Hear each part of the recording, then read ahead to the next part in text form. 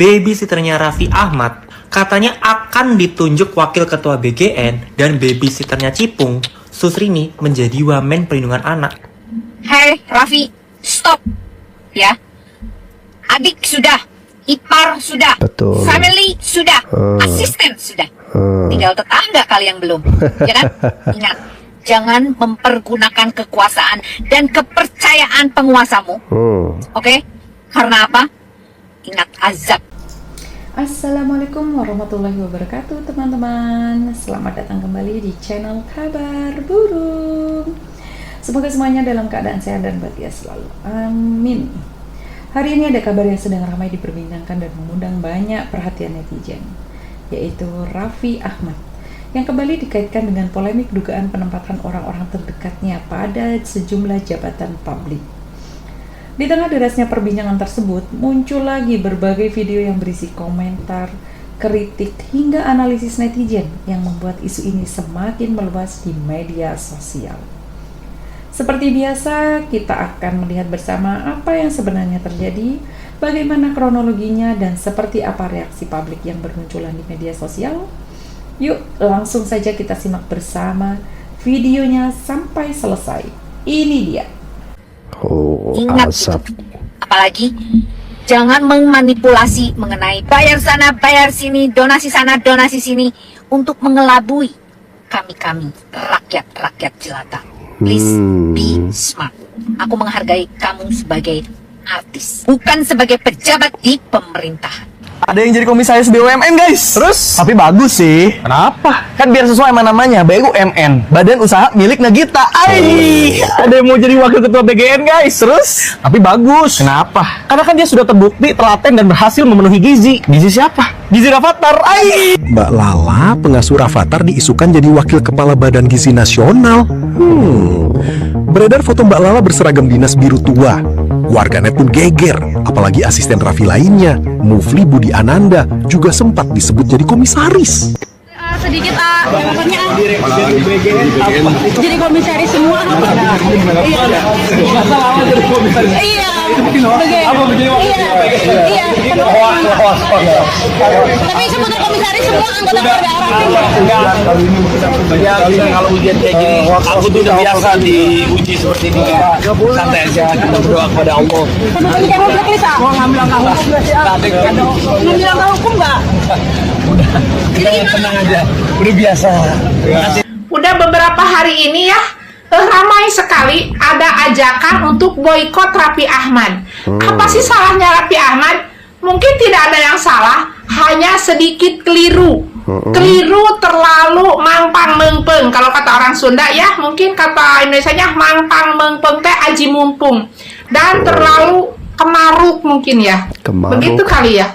Maaf, Arab. Ini publik kembali dibuat bertanya ketika Raffi Ahmad menjadi pejabat publik, lalu Mufli mantan asistennya menjadi komisaris PT Krakatau Posko, serta banyak kerabat dan orang-orang di lingkaran Raffi Ahmad mengisi berbagai jabatan publik. Lantas, publik wajar jika bertanya, bagaimana prosesnya, apa dasar penilaiannya, dan mengapa mereka yang dipilih. Ini bukan soal membenci Raffi Ahmad, ini soal menjaga standar negara dan maruah negara. Karena negara tidak boleh memberikan kesan jabatan lebih mudah diperoleh oleh orang-orang yang dekat dengan kekuasaan, dibandingkan oleh orang-orang yang telah membangun kompetensinya selama bertahun-tahun. Apabila semua penunjukan berdasarkan kemampuan, tunjukkan prosesnya kepada publik. Karena transparansi adalah cara paling sederhana untuk membangun kepercayaan. Rakyat hanya ingin memastikan orang-orang yang mengisi posisi jabatan publik adalah orang-orang yang memang pantas dan juga layak. Betul. Sebab ketika kepercayaan publik mulai runtuh, yang dipertaruhkan bukanlah nama seseorang, tapi wibawa negara itu sendiri. Bagaimana pendapat kalian?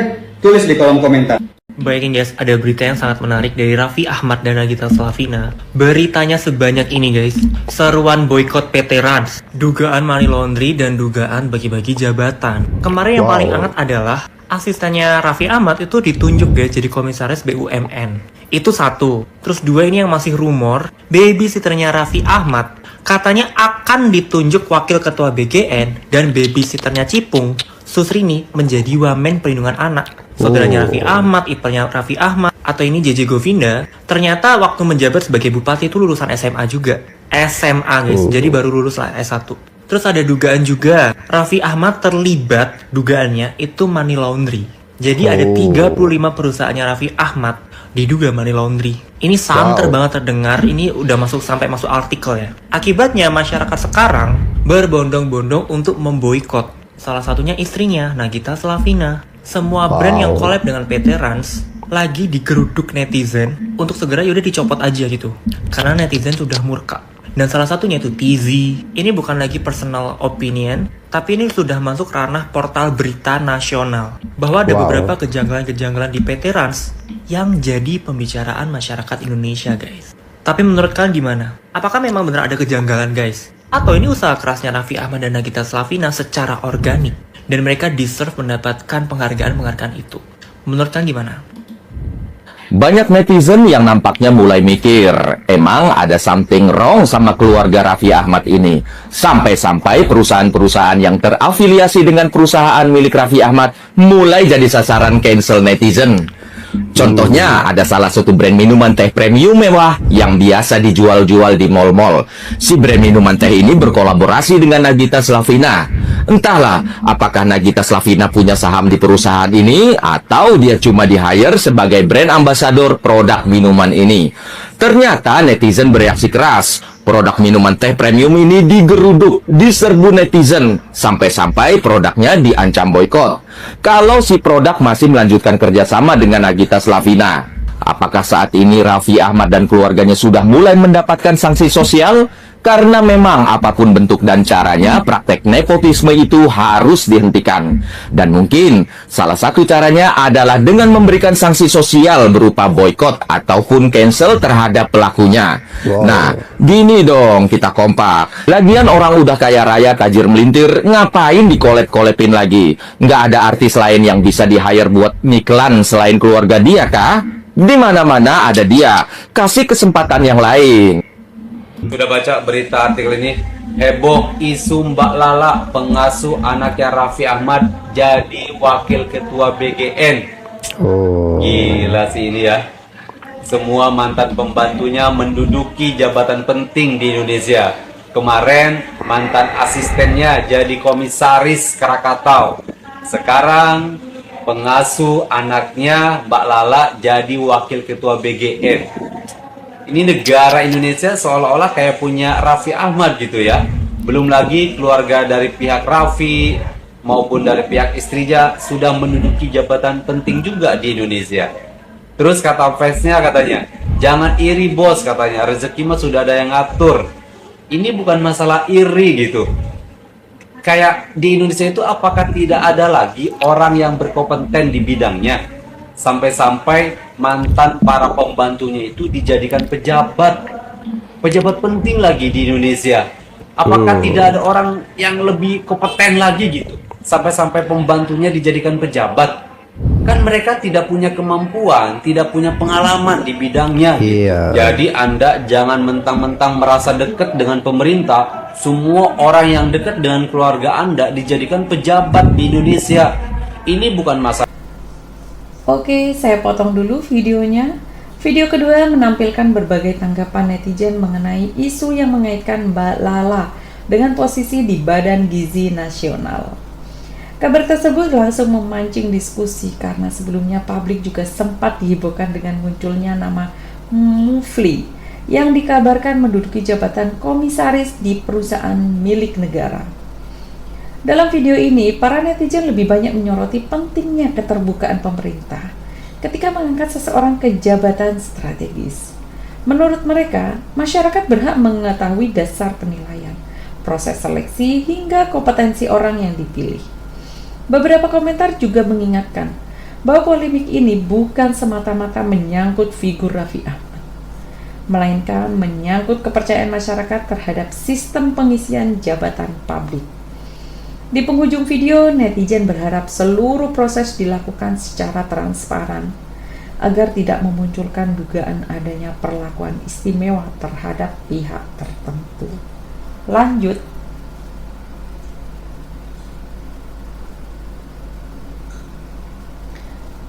Kalau ngurusin anak Anda dan juga keluarga Anda doang sebagai rakyatnya, akan tetapi ini mengurusi seluruh rakyat di Indonesia. Udah nggak ngerti lagi nih sama negara. Sakit nih negara Indonesia. Salam akal sehat. Sudah baca? Ya, kalau jalan alur kerja seperti ini untuk bisa mendapatkan jabatan, teman-teman nggak usah kuliah ya, nggak perlu kuliah. Lamar kerja langsung ke Raffi Ahmad. Nggak peduli mau ditempatkan di posisi manapun, mau jadi tukang sapu ke, tukang bersih-bersih toilet, atau tukang semir sepatunya Raffi Ahmad, nggak apa-apa. Nanti juga akan mendapatkan jabatan yang instan dari Raffi Ahmad. Makin hari makin mengerikan ya kelakuannya ini. Oh my god, ini benar beritanya. Kalau nggak benar nggak mungkin ada tayangan. Ini apalagi dikutip oleh Kompas. Kompas kan tahu dong, terpercaya dan media besar. Benar gak sih? Aduh Tuhan, carut marut semua oligarki berbicara. Benar gak guys?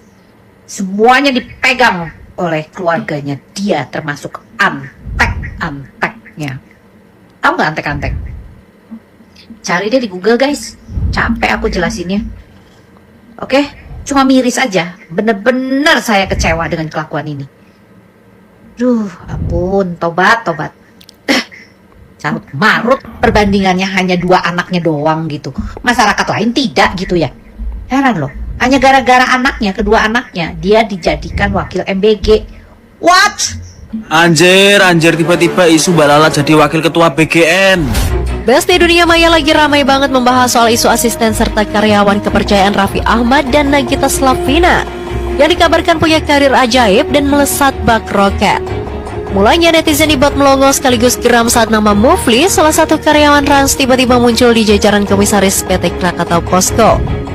Sontak saja netizen mengamuk dan mempertanyakan apa kualifikasinya sampai bisa duduk di kursi mentereng perusahaan plat merah tersebut. Tapi anehnya setelah ramai diprotes dan jadi bola panas di media sosial, kabarnya nama Mufli tiba-tiba raib dan tak lagi tertulis dalam daftar tersebut.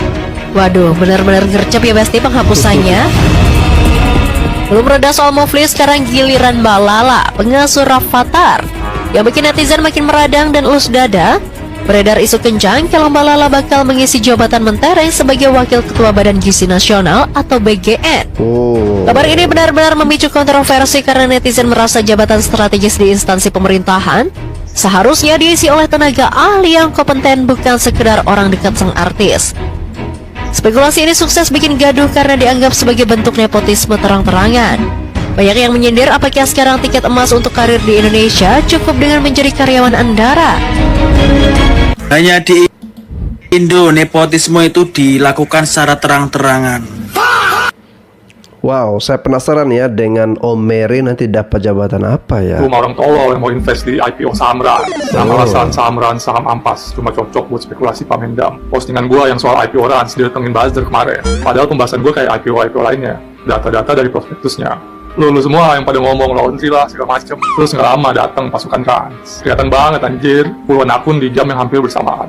Komen template, nyanjung Rans. Dan pemerintah doang yang pakai buzzer. Raffi emang punya intuisi bisnis yang tajam banget. Di like 100 kali, terus banyak yang balas. Ekspansi ke banyak lini bisnis butuh perencanaan dan eksekusi yang matang. Kemampuan melihat peluang memang bisa jadi salah satu faktor. Kelihatan punya keberanian mencoba banyak peluang bisnis. Yang lain nih, perubahan strategi dari vlogger emang jenius. 2 kali dari akun yang beda, dan masih banyak lagi. Pada dibayar GoPay kali per komen. Orang beda-beda opini sih gue gak masalah. Yang jadi masalah, cara-cara kayak gini artinya mereka menyepelekan kecerdasan kita, bos. Dikira stol itu bakal tipu kali. Dan ini dilakukan oleh pihak perusahaan yang akan IPO di bursa, menghimpun dana dari kita-kita. Anjir. Penghinaan kita balas dengan fakta. Alasan saham Rans, saham Ampas. Kinerja bisnis nyungsep. Pendapatan turun, laba turun. 3 tahun terakhir trennya begitu. Ada anak usaha yang ambiar. Jadi kalau ada yang bilang ini growth story, waduh bos, growth dari mana? Valuasi mahal, R 30 kali lebih. Padahal labanya lagi turun. Biasanya investor nyari yang murah dan bertumbuh. Kalau ini malah mahal dan nyungsep. Agak unik ya, bisnisnya susah diprediksi. Pendapatan tergantung sama konten, endorsement, event, hype, dan popularitas. Kalau Raffi dan Nagita trending ya rame. Kalau enggak bisa ikut redup bisnisnya. Cash out sebelum IPO. Rans sudah bagi-bagi dividen 167 miliar ke pemegang saham lama. Padahal laba tahun terakhir cuma 56 miliar. Jadi duit perusahaan diembat dulu. Baru habis itu IPO cari duit dari investor baru. Secara hukum sih sah-sah aja, tapi secara etika ini cara yang licik dan egois. Kalau orang bener mah, duit perusahaan dipakai dulu buat bayar utang, buat ekspansi bisnis, bukan dikantongin dulu baru IPO.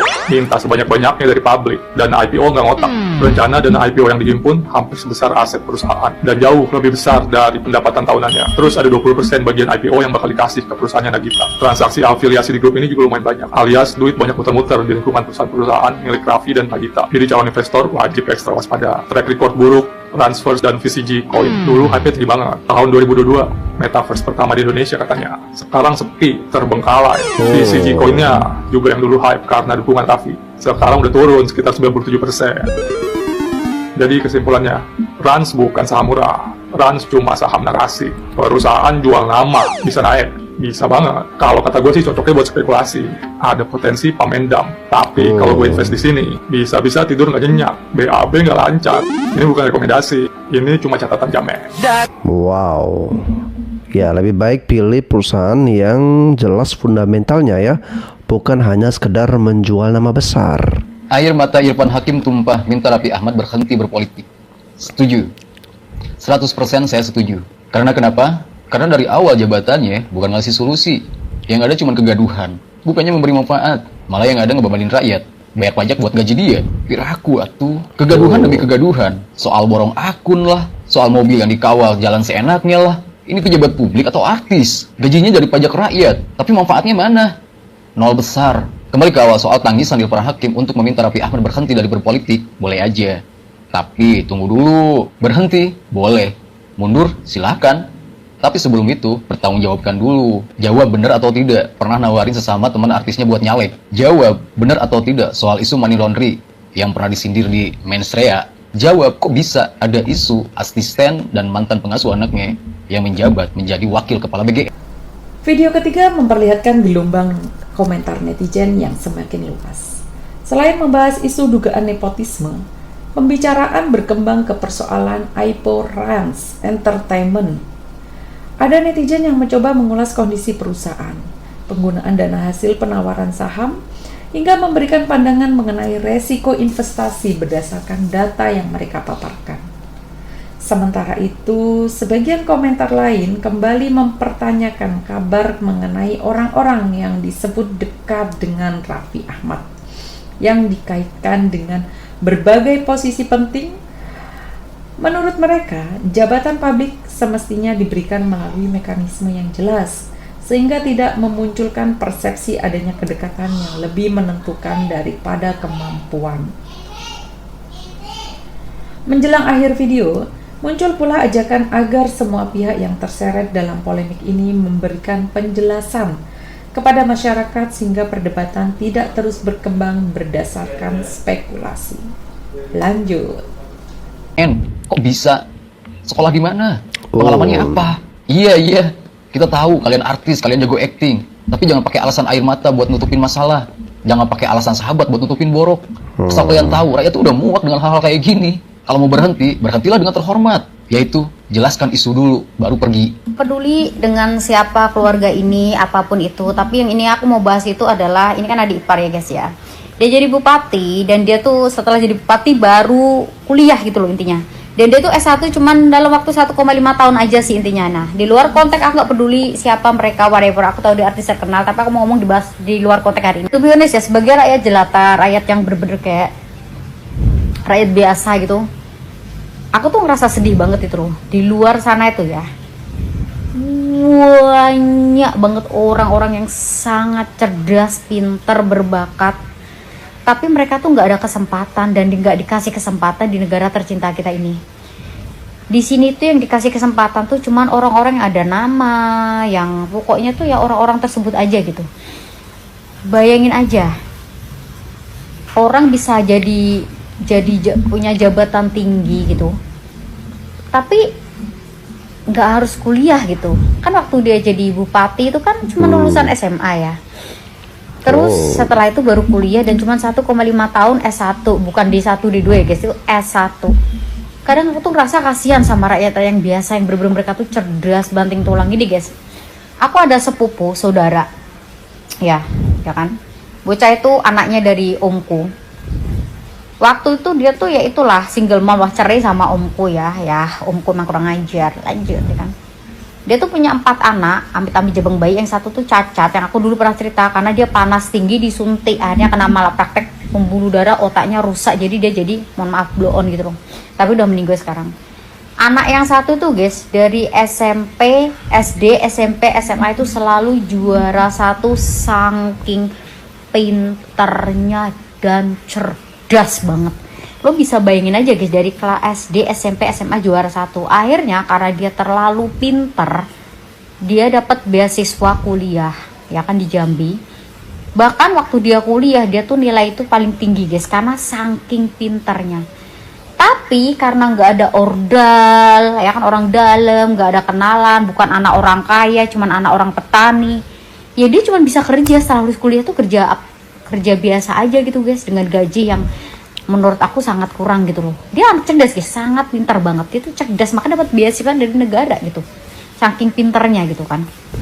Dan tau nggak sekarang, karena gaji dia tuh nggak mencukupi, karena terlalu kecil, karena nggak ada ordal, karena dia nggak bisa masuk perkantoran, bahkan menjabat tuh dia nggak bisa. Akhirnya dia sekarang jadi TKW di Malaysia. Tapi TKW-nya dia bukan yang bersih-bersih rumah sih guys, tapi dia kerja di klinik dan gajinya tuh gede banget dia sekarang.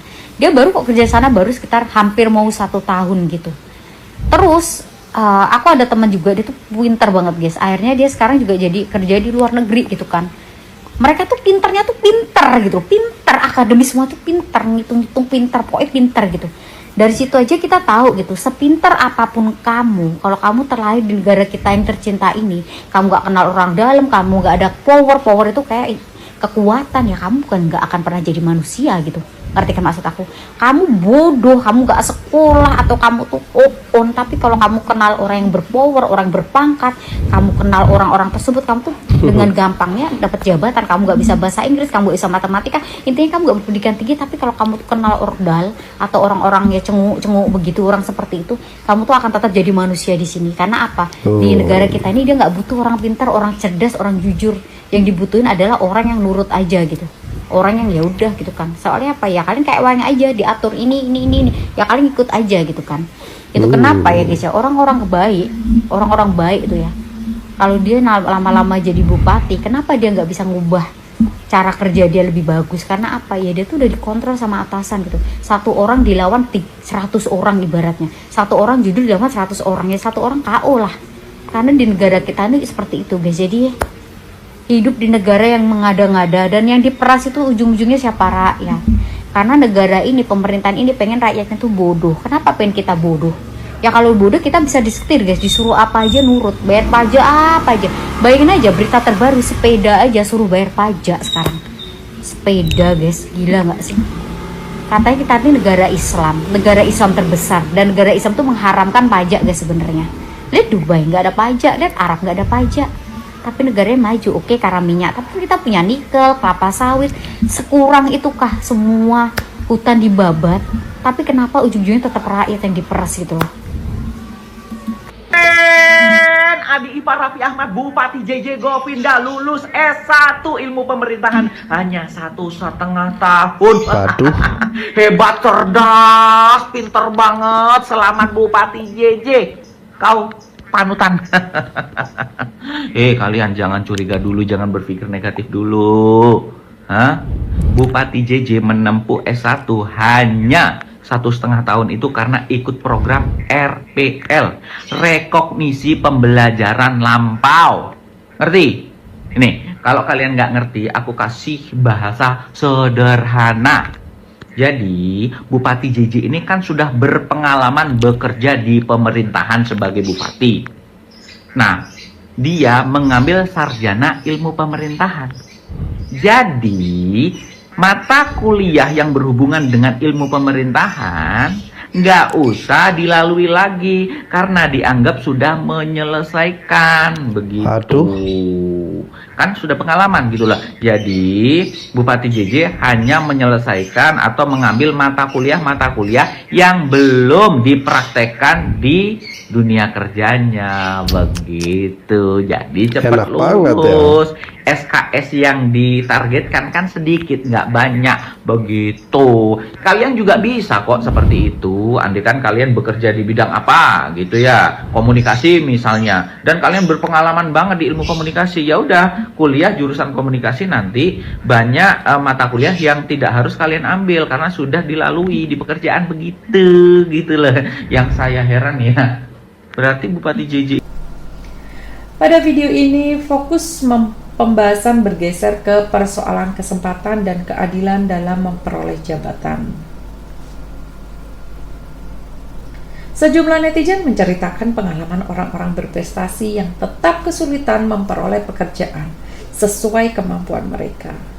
Perbandingan tersebut kemudian dikaitkan dengan isu seorang kepala daerah yang menyelesaikan pendidikan melalui program rekognisi pembelajaran lampau atau RPL. Awalnya banyak komentar yang mempertanyakan masa studi yang dianggap sangat singkat. Namun, di bagian video dijelaskan bahwa program tersebut memang memberikan pengakuan atas pengalaman kerja sehingga peserta tidak perlu mengambil seluruh mata kuliah dari awal. Meski demikian, sebagian netizen tetap menilai bahwa penjelasan seperti ini sebaiknya lebih sering disampaikan kepada publik agar tidak menimbulkan kesalahpahaman maupun kecurigaan. Lanjut. Itu jadi bupati, ijazahnya SMA. Keren banget ya, lulusan SMA jadi bupati. Ya gimana lagi ya, namanya adik ipar Raffi Ahmad ya. Kalau bukan ipar Raffi Ahmad nggak mungkin dia jadi bupati. Saya coba kalau jadi ipar Raffi Ahmad, pasti sekarang saya sudah jadi gubernur. Ya kan? Jangan ikut beli IPO Rans sebelum nonton video ini. Rans Entertainment itu milik holding company-nya Raffi Ahmad. Di dalamnya ada nama-nama besar seperti Nagita, Bos Danantara, dan Kaesang. Kelihatannya keren banget kan? Mereka juga punya 11 anak usaha dari produksi iklan, restoran, kosmetik, sampai klub olahraga. Dan sekarang mereka mau IPO ngumpulin dana 429 miliar rupiah dari masyarakat. Tapi ada dua fakta yang perlu kamu tahu dulu. Pertama, revenue mereka turun 14% dalam 2 tahun terakhir dan labanya juga turun 41%. Menurutku perusahaan yang IPO harusnya lagi di puncak performanya. Ini justru kebalikannya. Tapi pertanyaan yang paling penting adalah uang 429 miliar itu mau dipakai untuk apa? Ini ada 37% buat biaya konser artis. Ini bukan investasi, ini OPEX. Artinya uang habis sekali pakai dan ini bukan aset. Terus sekitar 20% buat akuisisi brand kosmetik bernama Slavina. Slavina itu brand milik Raffi Ahmad dan Nagita sendiri ya. Belum selesai, hampir 20% lagi buat bikin taman bermain Cipung Land. Terus 7% lagi untuk bayar utang ke BNI dan sisanya untuk pengembangan AI dan pengembangan anak usaha lainnya. Jadi menurutku IPO Rans kali ini sebenarnya masih ada potensi arah karena nama besar Raffi Ahmad dan Nagita Slavina. Tapi untuk fundamental jangka panjang masih kurang menarik karena kinerjanya selama 2 tahun terakhir itu kelihatan ada penurunan. Gimana menurut kalian? Coba komen di bawah. Apa hebatnya pembantunya Raffi Ahmad? Tiba-tiba diangkat komisaris. Jadi komisaris di mana tuh perusahaan apa? Iya. Iya kan? Iya. Apa hebatnya dia? Apa nggak ada orang lain? Profesor, doktor, berapa banyak? Kok pembantu? Lah, bagaimana mungkin si pembantu itu duduk di satu tempat semewah itu kalau tidak dengan koneksi? Karena kita tahu kan Raffi Ahmad tim kampanye Prabowo dan kemudian ada jabatan. Terus akhirnya orang-orangnya juga gampang aja melihatnya, tidak mungkin akan terjadi kalau tidak ada sesuatu yang berkaitan dengan Raffi Ahmad.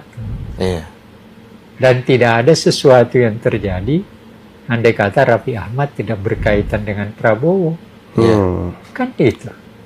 Nah, cuma menurut saya orang yang menerima pembantunya Raffi Ahmad, baik Raffi Ahmad maupun yang menerima itu, melompati batas. Apa hebatnya pembantu itu? Doktor kah dia? Dokteranda kah dia?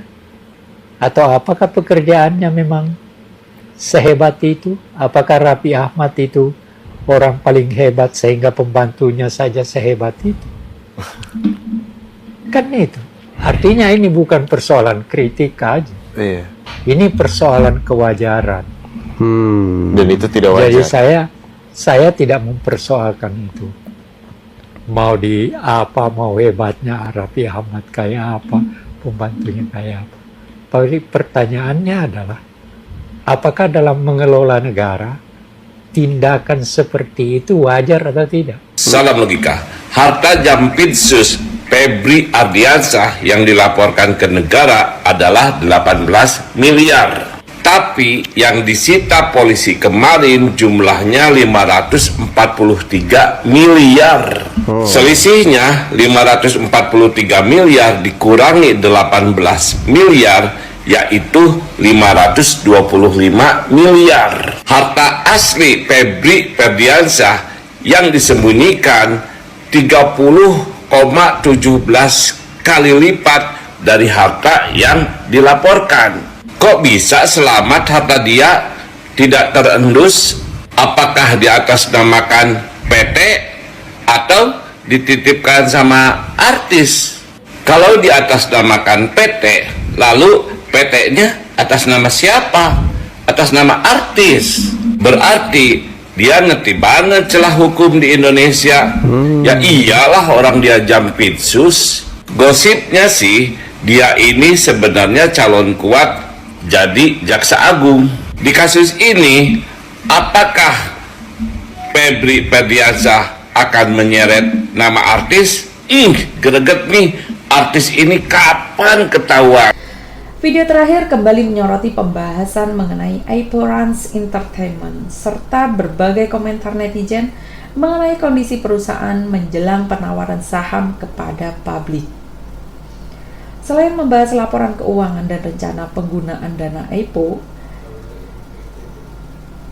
video ini juga mengangkat kembali kontroversi mengenai pengangkatan orang-orang yang disebut dekat dengan Raffi Ahmad ke posisi tertentu.